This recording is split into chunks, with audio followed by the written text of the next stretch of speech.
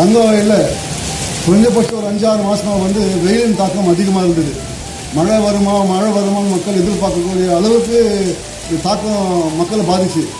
வெயில் காலத்தில் வந்து மூத்தவர்கள், மூத்த குடிமகன்கள், பெண்கள், குழந்தைகள் சொல்லி யாருமே வெளியே வர முடியாத ஒரு சூழ்நிலை உருவாகி மக்கள் எல்லாம் வந்து வீட்டில் முழுகக்கூடிய அபாயம் இருந்தது.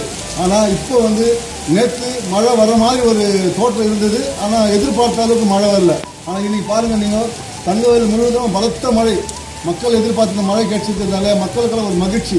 இந்த மழை வந்து தொடர்ச்சியாக 2-3 நாள் பெய்ஞ்சாதான் இந்த பூமியோட வெப்பம் வந்து தனியன்றது எதிர்பார்க்கப்படுகிறது. அதனால வந்து இந்த மழை வந்து நம்மளுக்கு வந்து ரொம்ப பயனுள்ளதாக இருக்குது. வெயில் அனுபவித்த நம்மளுக்கு வந்து இப்போது குளிர் அனுபவிக்க ஒரு சுகம் கிடைச்சிருக்குது. இது எல்லாரும் வந்து மகிழ்ச்சியாக கொண்டாடணும்னு கேட்கும். அதே போல் ஒரு குறிப்பாக ஒரே ஒரு விஷயம் சொல்ல விருப்பப்படுறோம். என்னன்னு சொன்னாக்கா, மழை தண்ணியை வந்து நம்ம சேமிக்கணும். ஏன்னா வந்து அடுத்த தலைமுறையினருக்கு நம்மளுக்கு வந்து தண்ணி கிடைக்குமான்றது ஒரு சந்தேகம் சொல்லிட்டு சர்வதேச அளவில் பேசப்படுகிறது. அதில் சுத்தமான காற்று, சுத்தமான தண்ணீர் வேணும்னாக்கா நம்ம மரக்கன்றுகள் நட வேண்டும்.